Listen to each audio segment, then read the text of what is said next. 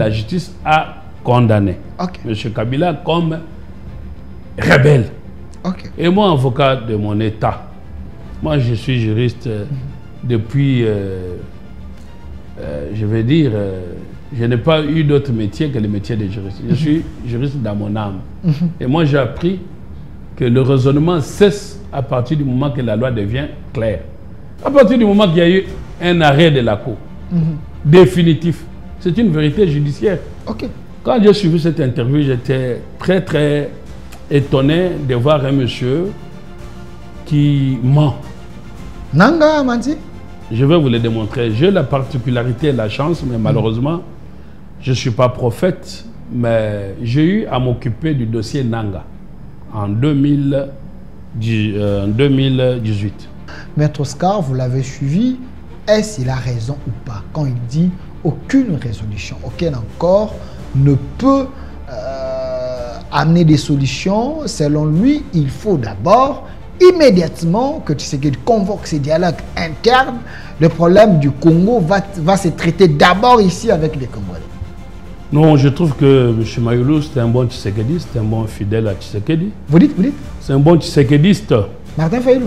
Oui, mais il répète ce que Tshisekedi a dit. Bon, Tshisekedi les pères, hein, mais pas les fils. Non, Tshisekedi fils. Un monsieur qui était à la tête de la CENI pour les élections démocratiques, qui représentait une institution par laquelle on doit passer pour devenir au pouvoir par voie électorale, CENI, le voilà rebelle. C'est une contradiction la plus totale. Je vous dis et je vous répète, et je vous donne les faits. Maintenant, ces faits-là, je vous cite les vivants. Appelez chez Kitundu, qu'il puisse être en face de moi dans ce débat. Il connaît bien les dossiers parce que lui, il a négocié ce marché-là. C'est Cheikh Kitundu qui avait négocié les marchés? Oui, il a été cité. Le marché de détourneurs, de fraudeurs? Non, le marché de fourniture des kits électoraux. Vos cartes d'électeurs et tout ce qu'on fait comme capture pour cartes d'électeurs. En 2018, Tshisekedi n'était pas encore au pouvoir. Il était candidat. La CENI a eu à signer le contrat avec une société française appelée Gemalto pour fourniture des kits électoraux. Ce monsieur, vous le regardez tout droit dans les yeux, ce monsieur. J'étais avec lui dans son bureau, ce monsieur. J'ai des témoins. Monseigneur Cholé. Ce monsieur, c'est un peu péjoratif. Monseigneur Cholé, c'est quand il est dans son rôle de monseigneur. Mais quand il s'est retrouvé en train de soutenir la rébellion, là, il cesse à mes yeux être monseigneur. Cholé n'a jamais soutenu la rébellion. Peut-être que ces prises de position vous énervent. Montrez-moi juste une prise de parole de M. Cholé. En face, quand il était à Goma. Vous m'avez dit qu'il était à Goma, non? Oui. Montrez-moi juste, si vous me dites ça, je pars m'agenouiller, lui demander pardon et je pars me confesser. Il y a l'arrêt de la Cour condamnant Kabila comme chef d'orchestre de rebelles. Leur financier. Les sponsors. Les sponsors. Et puis les gens vont venir vous dire, vous avez dit que Kabila était chef, mais s'il était chef, comment on ne l'a pas vu à Doha? Mais le chef ne vient pas, il envoie. Congolais comme M. Fayulu qui est en train de défiler.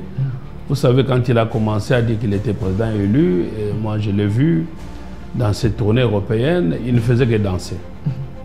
Et il danse bien. Martin Fayulu? Oui, il danse bien. Et j'avais estimé qu'il va danser, il va se fatiguer. Pourquoi? Parce qu'il était dans une approche d'un mauvais perdant. Quand on perd les élections, on prend son téléphone, on félicite le gagnant. Maître Oscar, vous l'avez suivi. Est-ce qu'il a raison ou pas quand il dit aucune résolution, aucun accord ne peut amener des solutions? Selon lui, il faut d'abord immédiatement que Tshisekedi convoque ces dialogues internes. Le problème du Congo va se traiter d'abord ici avec les Congolais.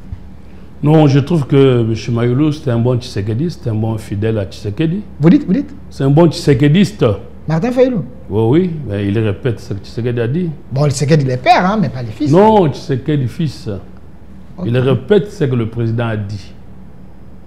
Donc, il est un bon disciple. M. Tshisekedi est le premier à dire qu'il ne signera aucun accord économique et consort d'abord la signature de l'accord de paix et puis l'économie suivra. Ce qu'il a dit, non, M. Tshisekedi. Oui. Alors, M. Fayulu vient de le dire aussi. Donc il n'y a pas la nouveauté dans ce qu'il a dit?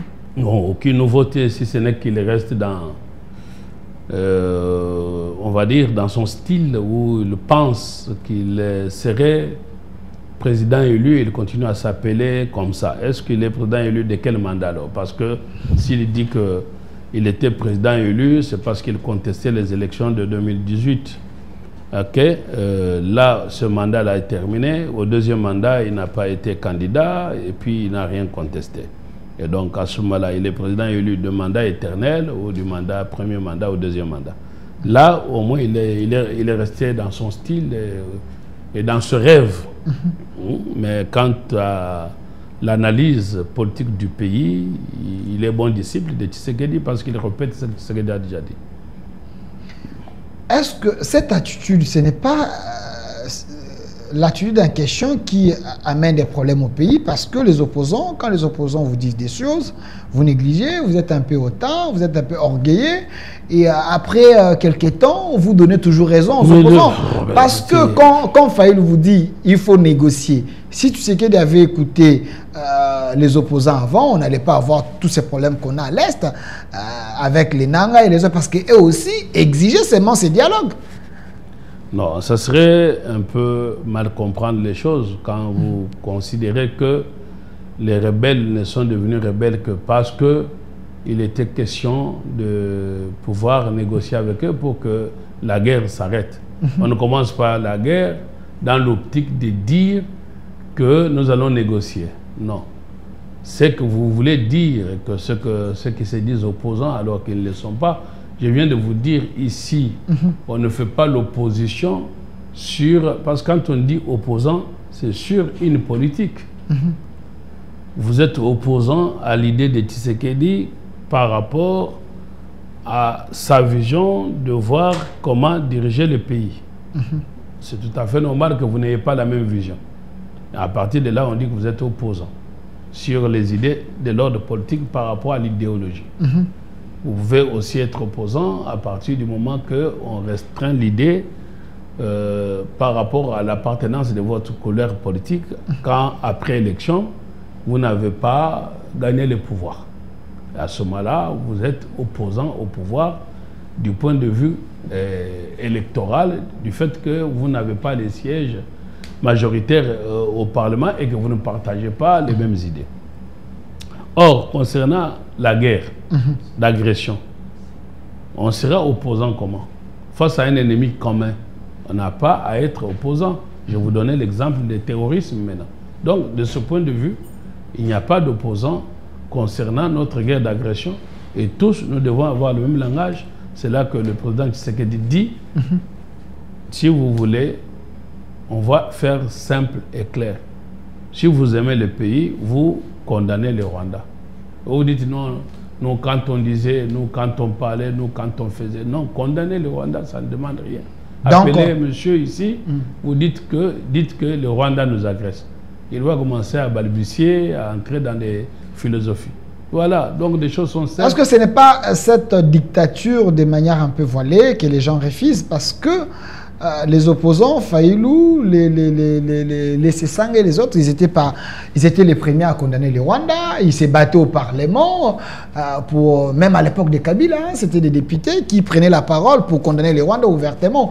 Ce n'est pas aujourd'hui qu'ils doivent commencer à se répéter. Tshisekedi peut-être, lui, a pris un peu les goûts de condamner le Rwanda aujourd'hui, mais eux condamnaient déjà le Rwanda depuis longtemps. Mais j'ai suivi les rebelles Nanga, qui a dit que, vous allez m'excuser, hein, c'est ses propres mots, que Tshisekedi est un escroc, le escroqué même, un carré minier. Et d'ailleurs, parce que Tshisekedi avec la parole, il ne va pas écouter, mais c'est avec les armes que Tshisekedi peut être arrêté, on peut les stopper, on peut stopper sa dictature. Bon, trois choses très rapidement dans ce que vous venez de dire. Première chose, vous dites que les gens que vous m'avez cités de l'opposition, eux considèrent qu'ils ont été le premier à pouvoir condamner les Rwandais et que... Dans les institutions, Fayulu et Sesang, ils étaient des députés nationaux. Ils n'emportaient pas la voix. C'est ça la différence. Donc il ne faudra pas faire comme... bon, en fait, les Congolais atteints par un virus musical. Virus? Les compatriotes congolais, ils ont un virus musical. Donc dans notre musique, vous voyez ceux qui se disent stars, ils ont leur orgueil propre, ils sont toujours le premier, ils sont toujours les meilleurs, c'est eux qui ont parlé en premier. Voilà, et ça, les Congolais, comme M. Fayoulou, qui est en train de défiler, vous savez, quand il a commencé à dire qu'il était président élu, et moi je l'ai vu dans ses tournées européennes, il ne faisait que danser. Et il danse bien. Martin Fayoulou? Oui, il danse bien.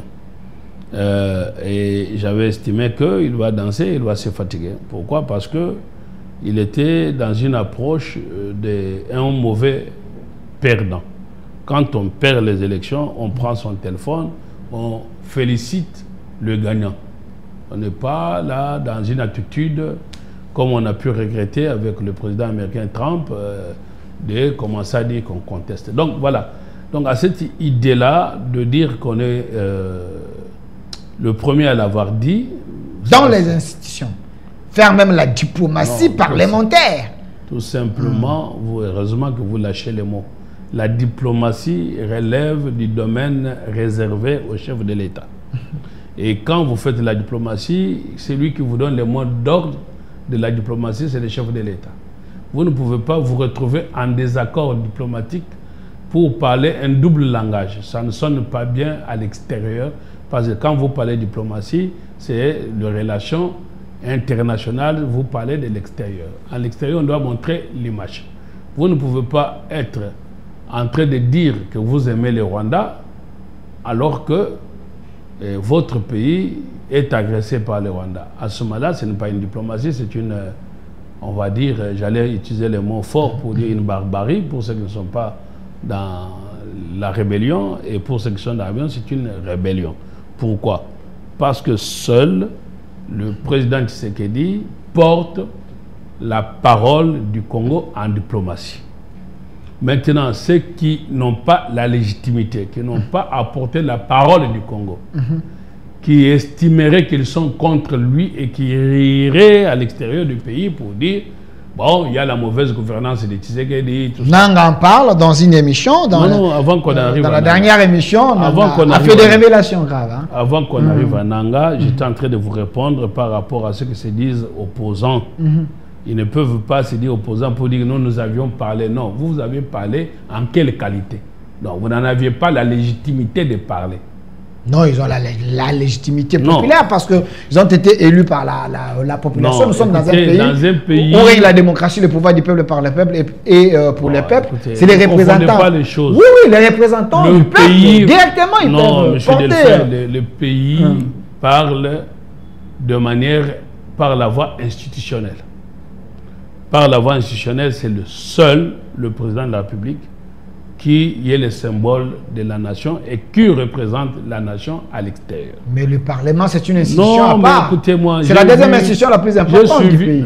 S'il vous plaît, vous me posez des questions, laissez-moi le temps de vous y répondre. Continuez. Ne soyez pas d'une mauvaise école où on ne laisse pas l'invité parler. Vous avez fait qu'il y a une école comme ça, journalistique, au Congo. Donc ne soyez pas de cette école. Je salue Jean-Marie Kassambe. Moi, je n'ai pas dit qu'il s'agit de lui. Moi, je le salue. Bon, très bien.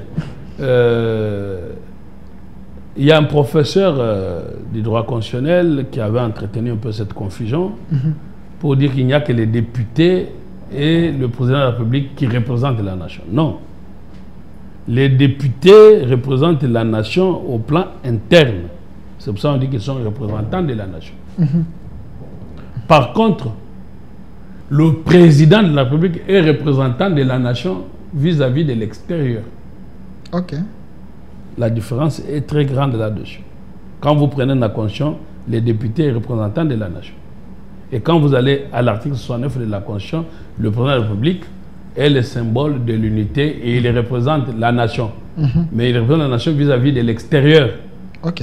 Et seul le président de la République. Maintenant, quand vous dites, ben, les gens que vous me citez, qu'ils avaient défendu, ils avaient condamné la rébellion dans les institutions, non. Si c'était au sein du Parlement, l'institution parlementaire parle à travers son président. bien que la diplomatie parlementaire est réservée, enfin est laissée au premier vice-président, donc le professeur Chilombaye que je salue, mais j'ai beaucoup plus profité de cette occasion pour acclamer et saluer l'arrivée de monsieur le président Aimé Boji, honorable président Aimé Boji. Les fruits de l'UNC de Vital Kamerhe. Bon, ça, ce n'est pas mon débat. Allons-y sur les choses pour lesquelles vous m'avez invité. Vous m'avez vu ici. Ça vous dérange? Ça vous dérange? Vous m'aviez posé des questions. J'ai déjà répondu à tout ça. Okay. Vous m'aviez posé des questions. Je vous avais dit que le costume du président de l'Assemblée nationale valait mieux à M. Aimé Boji. Et aujourd'hui, je salue son élection. Okay. Et une fois qu'on a fermé cette parenthèse, j'étais en train de dire qu'un député isolé n'a pas la légitimité de parler au nom d'une institution. Sinon, c'est manque de se tenir à son devoir comme député, parce que quand vous êtes dans des institutions, vous devez avoir la discipline. Donc, ceux qui parlent en disant que nous, quand nous condamnions, en se mettant sur le même pied d'égalité qu'avec Tshisekedi, sont des indisciplinés tout court. Donc, on n'a pas besoin de dire que nous n'avons pas... Non, Tshisekedi parle en temps utile et il sait quand est-ce qu'il faut parler. Et donc, aujourd'hui, vous ne pouvez pas dire, nous avons dit hier là, ça n'intéressait pas Tshisekedi pour des raisons. Il peut être en communication avec le président rwandais sur les intérêts stratégiques du pays. À partir de là, si vous parlez, vous êtes les tonneaux vides qui font le bruit pour rien. Et donc, moi, je vous ai déjà indiqué ici. J'ai l'impression que vous réduisez le pouvoir d'un élu du peuple. Mais nous sommes dans le un pouvoir, pays écoutez, M. Defay, écoutez. M. Bochab a parlé de primo ministériel. Il semble que le pouvoir arrête le pouvoir. Non, donc, si vous allez dans ces champs-là, vous risquez de créer des débats avec les constitutionnalistes ici. Mais vous les appelez ici, je vais leur démontrer, les droits constitutionnels est une science. Okay. Et la science, on se met d'accord sur les évidences. Et donc, vous me citez maintenant les profs que vous me citez, je n'entre pas dedans. Il y a ceux qui ont dit vrai, il y a ceux qui ont dit aussi d'autres hérésies scientifiques pour rien. Donc moi je vous dis, et ce que je vous dis est scientifique, et ça ne sera pas contredit, parce que c'est une évidence, on ne vient pas contredire des évidences. Le président de la République est le symbole de la nation congolaise qui le représente vis-à-vis de l'extérieur. Nous parlons de la politique extérieure qui est un domaine réservé au président de la République dans ce qu'on appelle les pouvoirs discrétionnaire du chef de l'État. Mais quand vous parlez maintenant d'un député qui représente la nation, ces députés-là, c'est par rapport en interne à la politique intérieure.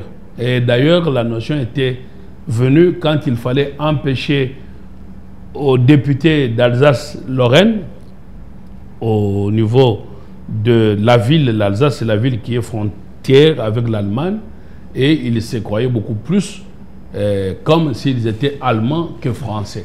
Et donc, pour éviter cela, bien qu'un député est élu par son fief, donc par son électorat, sa base, bien qu'alors il est élu au suffrage universel et il représente la nation.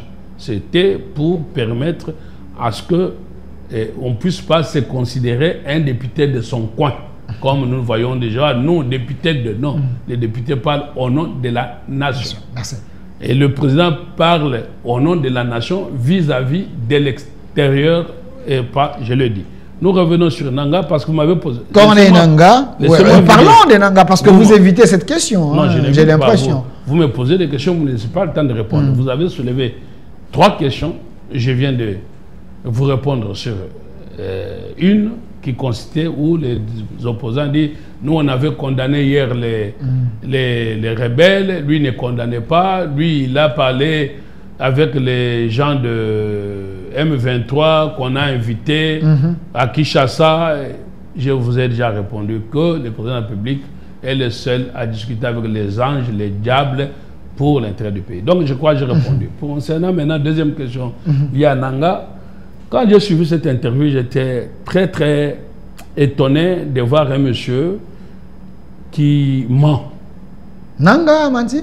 Je vais vous le démontrer. J'ai la particularité et la chance, mais malheureusement, je ne suis pas prophète, mais j'ai eu à m'occuper du dossier Nanga en 2018. Vous l'avez déjà dit. Le premier mandat de M. Tshisekedi. Nanga est président de CENI. J'ai été contacté par, ça existe, j'ai été contacté par l'ONG américaine qui est à la base des sanctions contre Nanga, Basengezi, Luamba. Vous avez eu ce qu'on a appelé les sanctions américaines. Et me trouvant en France, comme avocat d'une société victime du détournement de son marché par M. Nanga, et comme il y avait l'enquête autour de ça, parce que Nanga fait l'objet d'une plainte au niveau de la France, et au niveau du Congo également, parce que nous avons porté cette plainte. Si nous avons été écoutés bien avant, Nanga aujourd'hui serait à Makala. Bon, malheureusement, notre plainte n'a pas avancé. Et donc, cette société a été désignée la sous-traitante de la société qui a fourni les kits électoraux pour le premier mandat de M. Tshisekedi, la société française qu'on a appelée Gemalto, devenue à ce jour Thales. Et donc, quand il y a eu appel d'offres, cette société a gagné le marché parce que pour faire répondre à l'appel d'offres par rapport aux élections, vous avez une condition d'être un entrepreneur étranger, mais d'avoir un sous-traitant local. Et donc, cette société Gemalto, qui a succédé à ZS, ZS c'est la société belge qui a organisé les élections depuis les 2 mandats Kabila, et après, sur mandat Tshisekedi, c'était la société française qui a gagné le marché, Gemalto, devenu à ce jour Thales, et avait pour sous-traitant la société Citele, dont je suis avocat. Et donc, nous avions eu notre part de marché de sous-traitance. Malheureusement, cette part de marché, Nanga avait détourné cet argent. Je l'ai eu, il fêtait ses 50 ans, il pourra se souvenir de là où il est. Au jour de ses 50 ans, je l'ai eu au téléphone comme avocat de la société pour lui dire, mais monsieur, pourquoi vous vous comportez, on va dire, comme ça? Et en gros, vous vous comportez en voleur de la République parce que l'argent que vous avez détourné, qui est destiné à ma cliente, ça ne vous revient pas, c'est l'argent de la société, l'argent de l'État à payer à une société qui a travaillé. Mais M. Nanga a créé avec des Basengezi, je crois qu'il est encore dans ce pays, ils ont créé une autre société qu'on a appelée Steam Plus et ils ont pris la part du marché. C'est dans ce cadre-là de ces détournements, nous sommes en 2018, que j'ai été contacté par une ONG américaine de Sentry. Je travaille avec Mme Sarah Guette et cette ONG a enquêté sur le détournement de fonds de cette société par Nanga.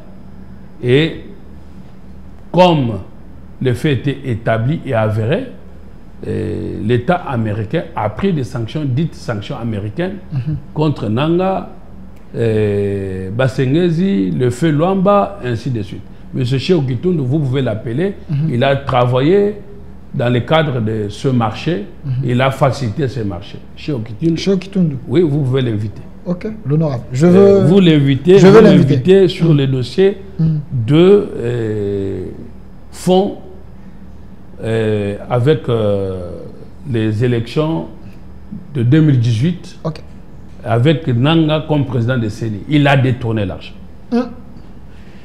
Et donc j'étais surpris d'entendre Nanga dire que si aujourd'hui il est dans la rébellion, c'est parce que M. Tshisekedi aurait volé sa carrière minière.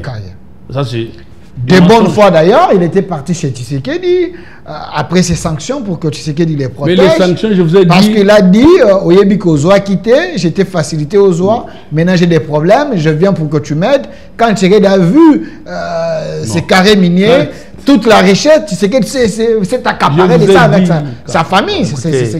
Je vous dis et je vous répète, et je vous donne les faits. Maintenant, ces faits-là, je vous cite les vivants. Appelez Cheikh Kitundu, qu'il puisse être en face de moi dans ce débat. Il connaît bien les dossiers parce que lui, il a négocié ce marché-là. C'est Cheikhou Kitoun qui avait négocié les marchés. Oui, il a été cité. Le marché de détourneurs, de fraudeurs. Non, le marché de fourniture des kits électoraux. Vos cartes d'électeurs et tout ce qu'on fait comme capture pour cartes d'électeurs. En 2018, Tshisekedi n'était pas encore au pouvoir. Il était candidat. La CENI a eu à signer le contrat avec une société française appelée Gemalto pour fourniture des kits électoraux. Ça, c'est la société française. Avec les cartes qui se sont effacées, dont on se moquait aujourd'hui pour dire que les cartes d'électeurs s'effacent, et on donne des responsabilités à d'autres personnes, c'est encore la responsabilité de Nanga, parce que Nanga, c'est lui qui fait signer. Après Gemalto, Nanga fait obtenir le marché qu'on donne aux Coréens. Une société, je pense, Milou, quelque chose, qui avait que pour chiffre d'affaires 9 millions de dollars, et on lui fait signer des marchés de plus de centaines de millions de dollars. Ça, c'est Nanga. Et cette société coréenne vous fabrique des cartes qui s'effacent. Et on dit non, mais... les cartes qu'on a aujourd'hui, que Kadima... Les machines, là, c'est Nanga qui avait... nous a donné, donc c'était le contrat laissé par Nanga. Laissé par Nanga. C'est une révélation que les gens ne savaient pas. Je maîtrise les dossiers, je suis avocat dans des sociétés, je suis lié à des secrets professionnels. Donc les cartes qui s'effacent aujourd'hui, c'est Nanga. C'est Nanga ici. Appelez les gens de CENI. Demandez comment les marchés de fourniture des kits électoraux, donc fabrication des cartes que vous avez, qui avait signé ces marchés? Qui avait commencé ces marchés? C'était pas Kadima. Je vous explique. Quand Kabila arrive au pouvoir, nos premières élections, 2006-2011, la société qui gagne le marché, c'est une société belge, ZS. 2018, troisième cycle électoral, c'est la société française Gemalto. Et le dernier cycle électoral, c'est la société coréenne. Et dans les deux derniers cycles électoraux, c'était Nanga qui a fait les cycles d'où et les premières élections des mandats Tshisekedi. Et le deuxième cycle, c'est M. Kadima qui était dans la continuité de ce que Nanga a laissé. Kadima a hérité tout ce que Nanga avait signé, lui il n'a fait que la continuité. Il a hérité de certaines faiblesses de Nanga, ça il faut qu'on se le dise. Les machines n'étaient pas efficaces. Parce qu'au fait, il y a quoi? Quand on a pris la société Gemalto, ça a été pourquoi? C'est parce qu'on avait fait des tests ici à Maluku. On a voulu prendre une société qui était capable de pouvoir enrôler les gens dans le délai de 3 mois. Mais comme Kabila voulait glisser, Nanga a demandé, au lieu qu'on puisse enrôler sur 3 mois, qu'on le fasse sur 9 mois. Et là, il a détourné l'argent. C'est un détourneur de l'État congolais et il est poursuivi. Donc, qu'il vienne vous dire, quand il vient vous dire que s'il a eu des sanctions, c'est à cause de Tshisekedi, là, il ment. Parce que vérifier les sanctions américaines, savant que Tshisekedi n'arrive au pouvoir. Même les gens qui sont en train de nous suivre, ils peuvent aller dans les sites là, regarder. Sanctions américaines. Sanctions américaines, est-ce qu'il y a un trait avec Tshisekedi? Tshisekedi n'était pas encore élu. Voilà. Même la motivation, tout ce qui a été écrit là-bas, c'est un dossier à part. J'ai travaillé avec l'ONG à base de sanctions américaines. Et les sanctions américaines, Tshisekedi n'était pas encore arrivé au pouvoir. Mais quand on en a parlé, regardez, il était sérieux, très calme. À l'époque de ces sanctions, lucide. J'ai même l'idée, parce que quand je l'ai appelé, il fêtait son anniversaire de 50 ans. Donc vous voyez que s'il y a de ça, 5 ans. Et quand il fêtait ses 50 ans, Tshisekedi n'était pas encore au pouvoir. Alors, Maître Oscar, j'aimerais que nous puissions rester sur ce que Nanga dit, mais Nanga défiait encore les régimes de Kinshasa, Tshisekedi, par rapport à la réouverture de l'aéroport de Goma. J'ai vu ici dans le Conseil des ministres, le chef de l'État a demandé aux 3 ministres sectoriels du travailler pour la réouverture. Nanga dit Tshisekedi n'a aucun pouvoir de décider sur la réouverture de l'aéroport de Goma. C'est eux-mêmes, M23 et l'AFC, qui ont le plein pouvoir de décider si Tshisekedi, il a dit à Lingala, Sogaza Mobile, Aya Kasi, Aya Kofongoleam. Est-ce que ce n'est pas une manière de se moquer des Congolais de l'Est? Parce qu'il n'y a pas une armée congolaise là-bas, il y a des rebelles des Rwandais, mais vous irez ouvrir ça comment? Bon, écoutez, moi, je ne suis pas là pour commenter la parole d'un rebelle.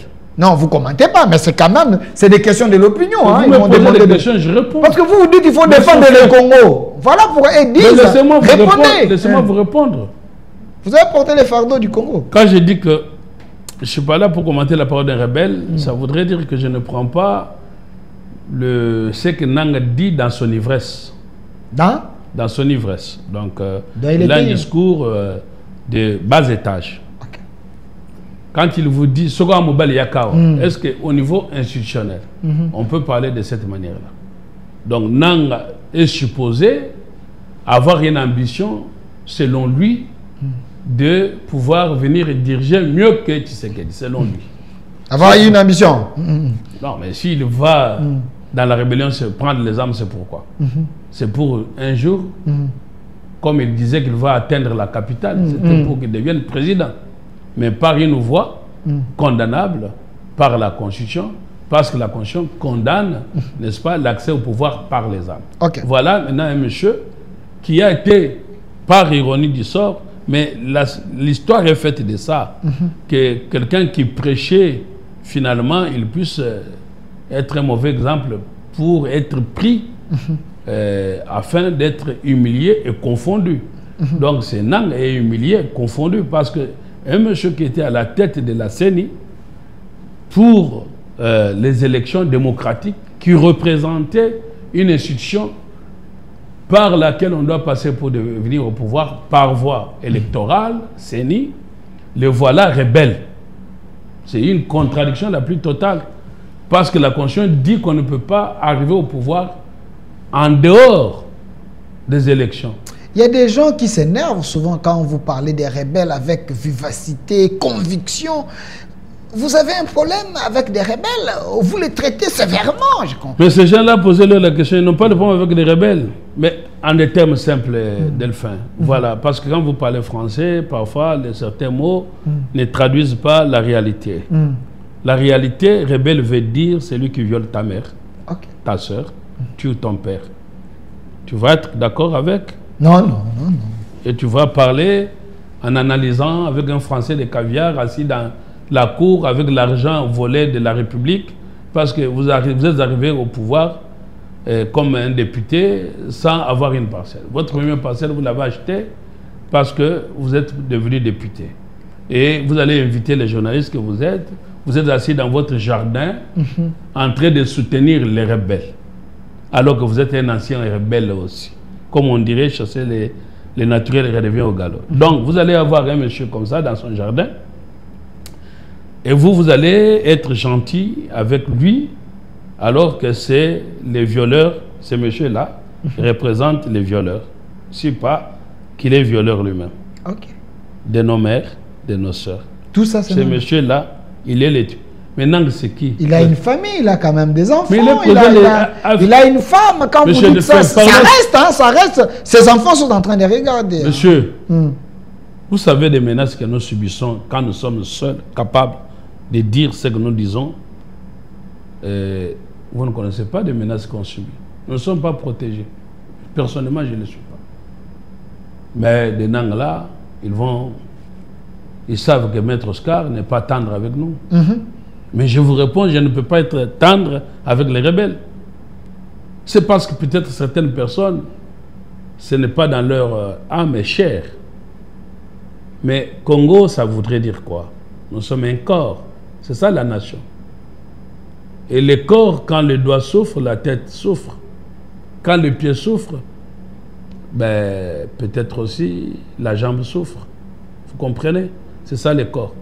Et les gens rigolent parce que ben, peut-être ils se disent que la fille qu'on a violée, la petite, le monsieur qu'on a tué, la mère qui portait son bébé, qu'on a tué, violé et tué, qui laisse le bébé dans la forêt, seules les mouches autour, on dit ben, c'est loin, ça, 2000 km avec nous, parce qu'on ne se sent pas du même corps que nos frères et sœurs de l'Est. Mais quand vous êtes du même corps que nos frères et sœurs de l'Est, c'est pour ça que j'ai créé le mouvement Défendons le Congo. Vous allez comprendre que ce monsieur Bon, je regrette d'ailleurs qu'on le voit, on en parle, on analyse par ce que se disent opposants pacifiques. Mais dites à ces opposants pacifiques en soutane comme en costume, pourquoi ne jamais dire qu'ils étaient horrifiés quand au lendemain de l'entrée de ces voyous sur les territoires de notre pays Goma, et quand ces gens sont arrivés à l'est du pays, c'était au lendemain, quand ils sont allés causer avec ces premiers voyous. Mais est-ce qu'ils ont dit qu'ils étaient horrifiés de l'horreur qu'ils venaient de créer par l'accès des rebelles sur les territoires? Vous parlez des prélats, les hommes de l'église? Vous les avez les hommes d'épée. Bon, écoutez, vous les avez vus, ces rebelles en soutane, parce que je considère que toute personne qui ne condamne pas, face, quand vous parlez des hommes de Dieu, que je respecte, je suis un ancien séminariste, et pas n'importe quel petit séminaire, j'ai fait le séminaire de Kaboué, le plus grand de notre pays, où a étudié les papas Étienne, où a étudié les Kassavoubou, je connais leur chambre, je suis passé par là, à Kaboué. Donc je suis catholique. Mais je n'admets pas que ces individus que vous voyez en soutane, qui sont censés nous représenter comme pères d'église, puissent aller se retrouver en face de, comme notre cardinal, qui se retrouve sur la terre d'où nous vient la mort au Rwanda, aucun mot. Ceux-là qui sont arrivés à Goma, aucun mot. Pas horrifiés. Alors que vous savez très bien que les envoyés de Dieu, on considère que les prêtres, les catholiques, les protestants sont des envoyés de Dieu. Mais les envoyés de Dieu, quel était leur rôle? C'est d'aller dire le roi, comme prophète, pour dire arrête de faire du mal, arrête de tuer. Ambon, on n'avait pas fait ça. Alors, non, mais si vous avez une photo où Ambon s'est retrouvé devant Kagame pour lui dire arrête de tuer les Congolais, je vous mets à défi. Je demande aux Congolais si vous avez une vidéo qui Ambon a déjà condamné le Rwanda ou a condamné si vous avez une vidéo que quand les Cholet et les autres, envoyez-les nous. Quand nous allons diviser surtout ça. Au lendemain de prise de Goma, vous avez vu le monsieur que vous venez de me citer, M. Cholet, et avec les autres protestants qui se disent les grandes églises. Monsieur Eric Senga, j'ai vu... bon, ok. Vous savez, quand vous parlez de CENI, on a donné entre les mains des grandes églises, ils ont dit catholiques, premier mandat, après c'était des protestants, et puis les musulmans ont dit qu'on nous donne aussi, on ne leur a pas donné. Ça, c'est notre débat. C'est monsieur, vous le regardez tout droit dans les yeux, c'est monsieur. J'étais avec lui dans son bureau, c'est monsieur. J'ai des témoins. Monseigneur Cholet. C'est monsieur, c'est un peu péjoratif. Monseigneur Cholet, c'est quand il est dans son rôle de monseigneur. Mais quand il s'est retrouvé en train de soutenir la rébellion, là, il cesse à mes yeux être monseigneur. Cholet n'a jamais soutenu la rébellion. Peut-être que ces prises de position vous énervent. Montrez-moi juste une prise de parole de monsieur Cholet. En face, quand il était à Goma. Vous m'avez dit qu'il était à Goma, non? Oui. Montrez-moi juste, si vous me dites ça, je pars m'agenouiller, lui demander pardon et je pars me confesser. Montrez-moi la parole où il s'est dit horrifié. Horrifié. Je demande aux internautes de nous envoyer ça. Moi, ma connaissance, il n'a jamais été horrifié devant Nanga et les autres. Il n'a jamais dit qu'il était horrifié face au massacre. Mais plutôt quand on avait condamné Kabila, il était horrifié. Ça, si vous me demandez tout de suite, vous avez sa parole. Hein. Ou bien moi, je vous amène la vidéo. Merci. Alors, Nanga dit... On ne vient pas faire l'émission. Non, on ne fait pas sur Nanga. Vous avez soulevé deux choses. S'il vous plaît, monsieur Scar, il ne faut pas m'intimider sur mon plateau. Vous êtes coordonnateur d'un mouvement défendant le Congo. Les autres, ils ont dit sauvons le Congo. Vous vous dites non, le Congo n'est pas sauvé et à défendre. Je vous pose les questions de ceux qui pensent qu'ils veulent sauver le Congo.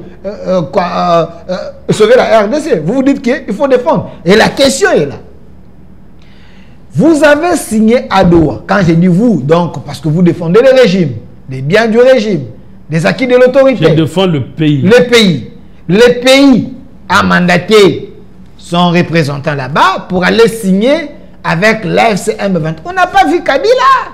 On a vu les représentants de Nanga. Mais pourquoi vous mettez Kabila dans tout? Et puis ici, il semble que le point que vous avez signé dans l'accord cadre là, vous avez considéré la partie FC au même pied d'égalité. C'est comme si vous avez validé la balkanisation force contre force. Deux choses. On n'a pas vu Kabila. Deuxième chose, on a mis les rebelles sur le même pied d'égalité avec les pays. Première chose. Vous savez, les gens, parfois, ils vont me dire, je suis un dialogiste.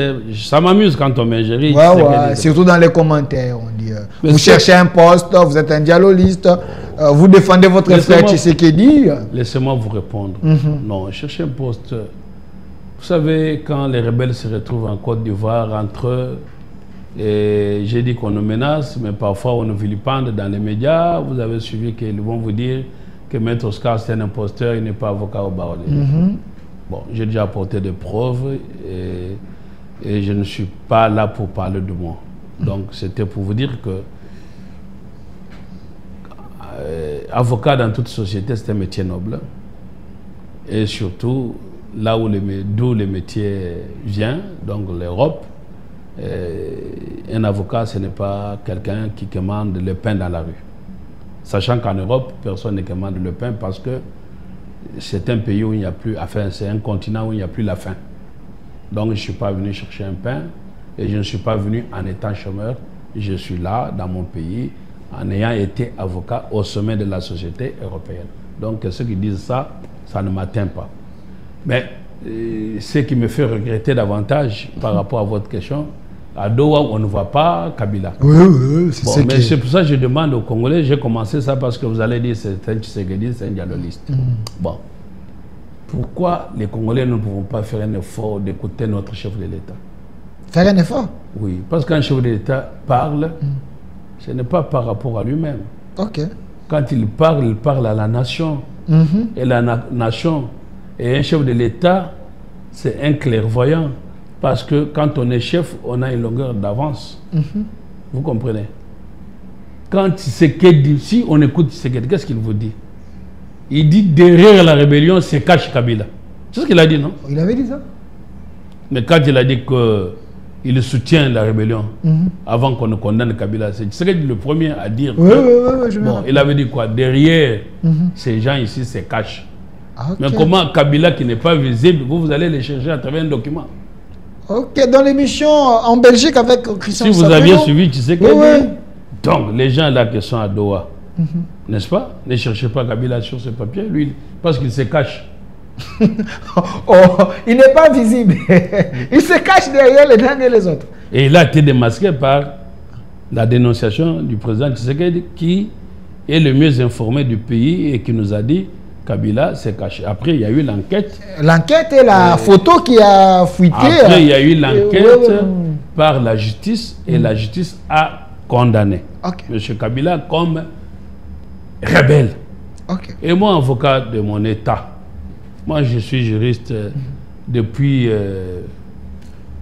je vais dire, je n'ai pas eu d'autre métier que le métier de juriste. Je suis juriste dans mon âme. Et moi, j'ai appris que le raisonnement cesse à partir du moment que la loi devient claire. À partir du moment qu'il y a eu un arrêt de la Cour, définitif, c'est une vérité judiciaire. À partir de là, on ne peut plus commencer à spéculer. Sous d'autres sujets, quand vous spéculez, et regardez Charles Onana. Et quand il a essayé de dire que les Tutsis n'ont pas été assez tués, les Rwandais l'ont amené devant la justice pour dire que c'est le révisionnisme. Mais vous avez M. Rebelle qui a tué nos enfants, qui a tué nos frères, qu'on a violés, on a fait ceci. La justice les condamne comme rebelles, vous venez dire non, spéculons, discutons encore, Maître Oscar. Non. Donc vous n'allez pas vous entendre voir Kabila dans les Doha pour finalement dire que Kabila n'était pas le chef des rebelles. Non. Non. Kabila est chef des rebelles en ce qu'il les soutient financièrement. Peut-être c'est lui qui a payé le voyage des rebelles pour aller à Doha. Mais où est-ce que les rebelles trouvent l'argent où? Donc, je vous ai répondu de pourquoi on ne voit pas. Alors, je vais vous traduire une autre pensée qui est beaucoup plus mutatis mutandis. Il s'est posé une question en France pour savoir si une personne morale, comme votre société Delphin, que vous avez de médias, peut être pénalement condamnée. Alors, on a consulté un expert, parce que nous sommes un pays où on ne consulte pas peut-être les experts. L'expert a dit non, la société ne peut pas aller en prison comme une personne physique. Mais la société peut voler. Alors, le monsieur a dit ceci. Vous n'avez pas vu la société manger au restaurant, mais vous l'avez vu payer. Parce que quand vous sortez pour vos missions, vous allez à Lubumbashi, vous allez au nom de la société. Au nom de la société. Et les frais des voyages, c'est la société qui paye. Et vous prenez la carte des sociétés et vous payez. La société n'a pas pris les vols, mais elle a payé. Donc, dans ce même raisonnement, il dit, vous n'avez pas vu Kabila à Doha. Mais Kabila a payé Doha, Kabila a payé les hôtels. Donc vous voulez le voir comment? Ça c'est selon vous. Bon. Non, selon l'expert. Non, vous avez la cour d'ordre militaire. Ok. Il y a l'arrêt de la cour condamnant Kabila comme chef d'orchestre des rebelles. Ok. Leur financier. Ok. Les sponsors. Les sponsors. Et puis les gens vont venir vous dire, vous avez dit que Kabila était chef, mais s'il était chef, comment on ne l'a pas vu à Doha? Mais le chef ne vient pas, il envoie. Maître Oscar, la deuxième question, oui. vous mettez les rebelles au même pied d'égalité avec très bien, merci, le régime de Kinshasa. Il nous reste 5 minutes, on doit chuter. Je vous réponds à cette question. Les rebelles sont allés pour signer l'accord de paix. Bon, quand on signe l'accord de paix, quel est l'avenir des rebelles après avoir signé la paix, l'accord? Il reste encore rebelle ou pas, ou il cesse d'être rebelle? En réalité, ils doivent cesser d'être rebelles, mais l'inquiétude est Congolais, ils seront intégrés maintenant dans l'armée. Vous allez... autre débat. Vous me posez la question, je vous y réponds. Vous dites qu'on a été mis sur le même pied d'égalité. Or, les rebelles, l'accord qu'ils signent a tendance à rendre de cesser d'être rebelles. Or, le Congo, l'accord qu'ils signent fait que le Congo cesse d'être Congo. Non, le Congo reste. Donc, le Congo n'est pas sur le même pied d'égalité que les rebelles. Congo dit, moi je suis la patrie mère. Vous êtes des enfants égarés. Venez parler avec moi comme des enfants prodigues. Quand un enfant prodigue est parti, il est revenu. On l'a habillé d'un habit blanc, on lui a donné à manger. Les rebelles encore, un peu de bonne égalité, qui étaient égarés, la patrie les reçoit, leur donne l'habit, leur donne à manger, parce qu'ils sont revenus chez leur patrie mère. Les rebelles de mauvaise qualité, eux, on dit, on ne vous pardonne pas, vous êtes dans les châtiments éternels. C'est en cela que l'on a dit qu'on va examiner leur intégration au cas par cas. Ok. Bon, très bien.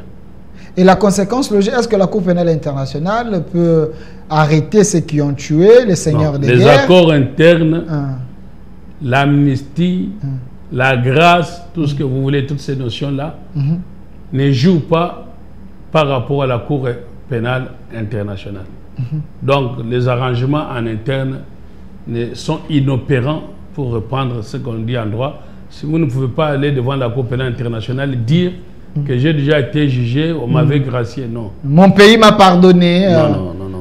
Il y a eu l'échange des prisonniers, on a fait le mea culpa à l'interne. C'est pour ça dans l'affaire Mbemba, on a écarté l'argumentaire de son feu avocat Bertrand Kwebeliris, qui était par ailleurs un bon avocat, quand il a brandi le principe de dire que non, il a déjà été jugé en Centrafrique, on ne peut pas venir les juger devant la Cour pénale internationale. L'adage que l'on dit en latin, non bis in idem, ça veut dire qu'on ne peut pas être jugé deux fois pour la même chose.